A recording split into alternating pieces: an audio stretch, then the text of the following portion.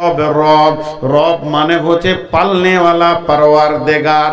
রবের আবিধানিক অর্থ পৃথিবীর কেউ তৈরি করতে পারেনি, আজও পারবে না। রব মানে পালনেওয়ালা, রব মানে পরওয়ারদিগার। পালনেওয়ালা পরওয়ারদিগার এটা ফার্সি, পালনেওয়ালা উর্দু। আর আপনার আমার দেখভালের মালিক যিনি, তিনি আমাদের রব। কিন্তু বন্ধুরে, দার্শনিকরা একটা লম্বা তর্জমা করেছেন রব কাকে বলা হয়। দার্শনিকরা বলছেন অনস্তিত্ব থেকে অস্তিত্ব দিয়ে আনুপাতিক হারে যিনি চাহিদা মেটান, তিনি আমাদের রব। আরে ভাই, এত উঠতে লাগলো কেন লোক? 10টা মিনিট কি আপনাদের ধৈর্য থাকছে না ভাই? যারা হাঁটতে শুরু করেছেন, আপনাদের হাত পাগুলো ধরে বলছি, আল্লাহর হস্তে ঘুরে বসে যান, আল্লাহ রাজি হবে। মেহমানকে যদি আপনি রাজি করেন তো আল্লাহ রাজি হবে। আমি আল্লাহকে সাক্ষী রেখে বলছি, আল্লাহ রাজি হবে। 10টা মিনিট চেয়ে নিয়েছি, আমি 10 মিনিটই শেষ করব, তারপরে যাবেন। আর যেন না, বসে যান, ঘুরে বসে যান, আল্লাহর জন্যে বসেন, আল্লাহর হস্তে বসেন। না হলে আবার হালকা করে একটা দোয়া দিয়ে দেবো যে আল্লাহ মুসা নবীর কওমের মতো সারা রাত ঘোরাও, আগে রাস্তা যেন খুঁজে না পায়। ঘুর ঘুর ঘুর ঘুর সকালবেলায় ওইখানেই 6 মাস ঘুরেছিল মুসা নবীর কওম। জি, এরকম বলে দিয়েছি একটা জালসায় বর্ধমানে, যে একজন রাস্তায় যেতে যেতে উবুর হয়ে পড়ে গেছে, পায়ে ইট লেগে পড়ে গেছে, কপাল টপাল ফেটে গেছে। দেখো আরেকজন বলছে মৌলবীর বদ্ধ হবে। সকালে ফোন করছি যে মৌলবী সাহেব কোন বদ্ধ দিলে, তো তুমি গেলে কেন? হ্যাঁ, ইট লেগে পড়ে যেছে, আমার দোষ যেছে। হ্যাঁ, উঠিয়েন না, উঠতে হয় না, উঠতে হয় না। এটা উঠতে কেন হয় না এটা যদি বলি তা আবার 1-1.5 ঘন্টা চলে যাবে। উঠতে হয় না, যার শেষ ভালো তার সব ভালো, যার শেষ ভালো তার সব ভালো। আল্লাহ তাবারক ওয়া তাআলা কত বড় মেহেরবান যে আপনি মওতের আগেও যদি ইস্তেগফার করে কালেমা পড়েন তাও আল্লাহ কবুল করবেন। জি, উঠতে হয় না। আমি তো আপনাদের কাছে টাইম যেটা নিয়েছি তা তো অতিক্রম করবো না ইনশাআল্লাহ। তো যাই হোক, আমি আবার অন্য কথা চলে গেল, আর উঠিয়েন না কেউ। তো রব, তাহলে আমরা পৃথিবী আমাকে খেতে দেনেওয়ালা, তার মানে তিনি রব। তাহলে এবার দার্শনিকের তর্জমাটা 2 বার বলবো, মুখস্থ করে নেন। অনস্তিত্ব থেকে অস্তিত্ব দিয়ে, তার মানে আমাদের কোনো অস্তিত্ব ছিল না, যিনি আমাদেরকে বানিয়েছেন। আনুপাতিক হারে যিনি চাহিদা মিটিয়ে কবরের দিকে আমাদেরকে যিনি নিয়ে যান, তিনি আমাদের রব। তাহলে এক সময় অস্তিত্ব ছিল না, অস্তিত্ব দিল, তারপর আমাদেরকে পৃথিবীর সমস্ত চাহিদা যিনি মিটাচ্ছেন, তিনি আমাদের রব। তাহলে সে রবকে মেনে সারা দুনিয়াটা চালাতে হবে। যখনই কবরে আমি যাব, তা ঘরে বাংলাতেই প্রশ্নটা হচ্ছে, আল্লাহ ফেরেশতা এসে বলবে, রে মুর্দা তুই বল, তোকে খেতে দেনেওয়ালা কে ছিল? তোর সুখ দুঃখের মালিক কে ছিল? তোর হায়াত মতের মালিক কে ছিল? তোর পুরো জীবনটার মালিক কে ছিল? বাংলা ভাষায় মান রব্বুকা, তোর রব কে? এর মানে হচ্ছে তোর পুরো জিন্দেগির দায়িত্ব কার হাতে ছিল বল। এটা যদি বাংলায় বলা হয়, মনে করেন ফেরেশতা বলবে মুর্দা ওঠ বস, কোনো আরবি নাই। এরপরে বাংলায় বলছে, রে তুই বল, তোর সারা জীবনের সুখ দুঃখের মালিক কে ছিল? তখন সে বলবে আল্লাহ, রব্বি আল্লাহ, আমার রব হচ্ছেন আল্লাহ। রব মানে আল্লাহ নয়, আল্লাহ হলো রব, হলো আল্লাহর একটা গুণ। আমার মালিক অমুক, আমি এখানে জলসা করছি, এবার আমি কার আয়াতে আছি? আমি আপনার টালবাংরা মাসায় শিক্ষক, আপনি জিজ্ঞাসা করছেন ওখানকার মালিক কে মাদ্রাসার? আল্লাহ তো সবই বটেন। তারপরে উদাহরণ দেওয়ার জন্য বলছি, আমাদের মাদ্রাসার মালিক মৌলানা সাহাবুদ্দিন সাহাব। এই কথাটা যখনই বললাম, তেমনি আমার জীবন গাড়ির মালিককে, মালিককে মানে রবকে, মানে রব্বকা, তোর রবকে? উত্তর হবে রব্বি আল্লাহ, আমার মালিক হলেন আল্লাহ।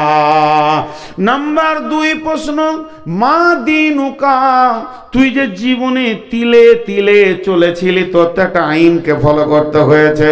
খাওয়াতে, ওঠাতে, বসাতে, শোয়াতে, লেনদেনে, চলাফেরাতে তোকে একটা আইনকে ফলো করতে হয়েছে। সেই আইনটা তুই কোন মতবাদে চলেছিলি? মার্ক্সবাদ না গান্ধীবাদ, না তার না কার্ল মার্ক্সের লেখা, না গান্ধীর লেখা, না গীতাঞ্জলির ওপরে করেছিলে, না তুই কিভাবে চলেছিলি বল? তখন আমি পরিষ্কার বলবো, আমার শান্তির আইন ছিল ইসলাম। আমি ইসলামের রুলসকে খাওয়াতে, ওঠাতে, বসাতে মেনে মেনে চলেছি। এবার আপনি আমি বলি, যার জীবনে ইসলামই নাই, যার শরীরে দাড়িতে, টুপিতে, উঠাতে, বসাতে, লেনদেনে, পোশাকে, খাওয়াতে, পান করাতে, পেশাব পায়খানা ইসলাম নাই, ওই লোকটা বলতে পারবে না যে আমার চালচলন ইসলামের। 3 নম্বর প্রশ্ন হবে, মান নবী ওকা, তোমার নবীকে? তাহলে দ্বিতীয় প্রশ্নটা বলছি বন্ধুরে, আমি যখনই যে কোনো আইন করব, এই যে প্রথম নম্বর হলো পানি, এটা পান করার জিনিস, আমি এখন পান করব, পান করতে পারবো কি পারবো না? জোরে বলেন, আর বলেন পারবো কি না? পারবো। এবার বলেন পারবো কি পারবো না? পারবো না। বাম হাতে চলে এসেছে, আর আমার পান করা যাবে না। ইসলাম আমাকে আর পারমিশন দিচ্ছে না। ডান হাতে থাকলে পারমিশন দিচ্ছে, বাম হাতে পারমিশন দিচ্ছে না। অতএব যখনই আমি এইভাবে সূক্ষ্মভাবে ইসলামকে মেনে চলবো, তখন আমি আরামসে কবরে বলবো, আমার মতবাদের নাম হলো তৌহিদবাদ, আমার দ্বীনের নাম হলো ইসলাম। 3 নম্বর, তোমার নবীকে, তোমার নবীকে, তোমার নবীকে? তখন আমি বলবো, আমার নবী মুহাম্মদুর রাসূলুল্লাহ সাল্লাল্লাহু আলাইহি ওয়াসাল্লাম। জি ভাই, যুবকদের এখন রোগ এসে গেছে খুব। করোনা ভাইরাসের তো খারাপ ভাইরাস, প্রত্যেকটা যুবককে ধরে নিয়েছে। চারিদিকে নাড়া, মাথার মাঝে চুল, দেখে কি বিভৎস খারাপ লাগছে গো। ও খুব খুশি, খালি মাথাটা এমনি করছে ঘন ঘন, মানে চুলটি বাগাইছে। আর ও ভাবছে যে সবারই বিটি যেন আমার দিকে তাকিয়েই আছে। ওর ধারণা, জি, ওর ধারণা যে লোকের বেটিরা আমার চুলই দেখছে, চুল দেখে খেপে গেছে। আর কিছু পাগলি মেয়েও আছে, সালা ওকে হুঁশি নেই, যে নিজের চুল সামলাইতে পারে না, বউ সামলাবে কি করে? ও সে হুঁশটাও নাই, বিয়ে করলে 3 দিন পর মামলা, কেস কাচারি হয়ে যাচ্ছে। তো আমাদের পোশাকে আদর্শে রসুল নাই।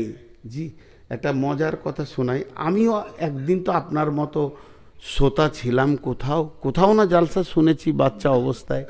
তো আমাদের এলাকায় এক বক্তা, উনি বলছেন না যেটা হাদিসে আছে, উনি বলছেন, দেখেন একটা যুক্তি কথা দিচ্ছি। যুক্তি কথা কিছু কিছু ব্রেন থেকে বলে। তো বলছে, শোনো, আমাকে যদি এখন থানার পুলিশে ধরে নিয়ে যায় হরিশ্চন্দ্রপুরে, আমি বলবো তৃণমূলের লোক, সঙ্গে সঙ্গে গাড়ি করে বাড়িতে দিয়ে যাবে, আমার এমপি এমএলএ ফোন করবে, কাকে ধরেছিস মিয়া? কিন্তু কবরে যখন ফেরেশতা ধরবে, যদি বলো তৃণমূলের লোক, তো মার ডবল পড়বে। ওরা কাউকে কেয়ার করে না, কোনো নেতা চলে না। যদি মমতার নাম লাও তাহলে চামড়া খালিয়ে দেবে, আর যদি বলো বিজেপির লোক তাহলে তো আরও গরম করে দেবি। কংগ্রেস চলবে না, সিপিএম চলবে না। যদি কারো বুকে পাটা থাকে, কারো যদি হিম্মত থাকে, সারা দুনিয়ার ফেরেশতা, কবরের ফেরেশতা, হাসরের ফেরেশতা, মিজানের ফেরেশতা, সারা যত ফেরেশতা কুল আছে, একজনকে চিনে, সেই নবীর নাম নবী মুহাম্মদুর রাসূলুল্লাহ সাল্লাল্লাহু আলাইহি সাল্লাম। তোমার যদি হিম্মত থাকে তো কবরে বলবে, আমি মুহাম্মদ সাল্লাল্লাহু আলাইহি সাল্লামের লোক। কবরের ফেরেশতাও পর্যন্ত তোমাকে স্যালুট করবে। কিন্তু তুমি বলবে কি করে মুহাম্মদের লোক? মুহাম্মদ এই জায়গা কোনোদিন চাচে নাই, বেল ছিল না। মুহাম্মদ সাল্লাল্লাহু আলাইহি সাল্লাম ছিলেন দাড়িওয়ালা, হেদবেদারি, যে হেপি চুল রেখেছো 2-4 দিক নাড়া করে মাঝে, এটাও তো মুহাম্মদ সাল্লাল্লাহু আলাইহি সাল্লামের ছিল না। পানি পান করাটাও তোমার কাছে মুহাম্মাদের ছিল না। এক কথায় উঠাতে, বসাতে, চলাতে, ফিরাতে, খাওয়াতে, শোয়াতে যে নবী মুহাম্মদ সাল্লাল্লাহু আলাইহি সাল্লামকে ফলো করেছে, ওই লোকটা বলবে আমি মুহাম্মাদের লোক। জি, বলতে পারবে। আল্লাহ তাবারক ওয়া তাআলা কিয়ামতের মাঠে বলবে, তোমার নবীকে সাথে করে নিয়ে এসো। এই তো আমার নবী আমার এখানেই রয়েছে। মা বোনেদের কাছে রসুল সঙ্গে থাকবে, সে জীবনে বাম হাতে খাবে না, ডান হাতে খাবে। পেশাব পায়খানায় যাবে তো রসুলের মতো করে যাবে। এক কথায় কবরের প্রশ্নের উত্তর কে দিতে পারবে? যে আল্লাহর ওপরে দৃঢ় বিশ্বাস রেখেছে, আমার রব আল্লাহ, যে ইসলামের আইনগুলোকে পঙ্খানুভাবে মেনেছে, আর যে রসুলের তরিকাকে মেনে নিয়েছে। ভাই আমার, বন্ধু আমার, আমি নূর মোহাম্মদ প্রাঞ্জল বাংলা ভাষায় দুটো কথা বলছি। যতগুলো লোক আছেন আমাকে 3টে মিনিট দেন। কেউ আছেন আল্লাহর গোলাম, আমি 3 মিনিট পর, 3 মিনিট, মাত্র 3 মিনিট পর আমি দোয়া পড়িয়ে দেবো, আপনি স্বাধীন চলে যাবেন। 3 মিনিটের জন্য আপনি উঠিয়েন না, হাতগুলো ধরে নিচ্ছি। 3টে মিনিটের জন্য উঠিয়েন না, হাত ধরে নিচ্ছি। কেউ আল্লাহর গোলাম আছেন 2000, 5000, 10,000 দেনাওয়ালা? বাপজি বসেন গো, 3 মিনিটে চলে যান না বাপজি। বাপজি সোনা মানিক, 3 মিনিটে যেন না। সোনা যারা হাঁটছেন আপনাদের পাগুলো ধরছি, 3 মিনিটের জন্য বসেন। 3 মিনিট আপনি পায়ে ধরে বলছি, 3 মিনিটের জন্য বসেন। আমি একজন মেহমান, আপনারা একটু ইজ্জত দেন। 3 মিনিট আপনার কিছু হবে না, 3টে মিনিট বাপজি আপনার পা দুটা ধরে বলছি বসে যান। এতটা মানুষ কি মানে নোংরা হয়? এটা ভাবা যায় যে 3 মিনিটে কারগা মানে দেশ জয় করবে নাকি ওরা? হ্যাঁ, 3টে মিনিট সবর হয় না? আল্লাহর গোলাম কেউ আছেন? আমি ঘড়ি দেখে নিয়েছি, 3 মিনিটকে আমিও 4 মিনিট করব না, তাহলে আমিও বেঈমান। 2000, 1000, 5000 দেনেওয়ালা কেউ আছেন? ওই 1000, 2000 দেনেওয়ালা কেউ আছেন? মাশাআল্লাহ, আমার পাশেই একটা 1000 দিলেন বাবজি। আর কেউ আছেন? তবে মসজিদ কমিটিকে আবার শেষ কথা বলে যাব, ভয় করবেন না।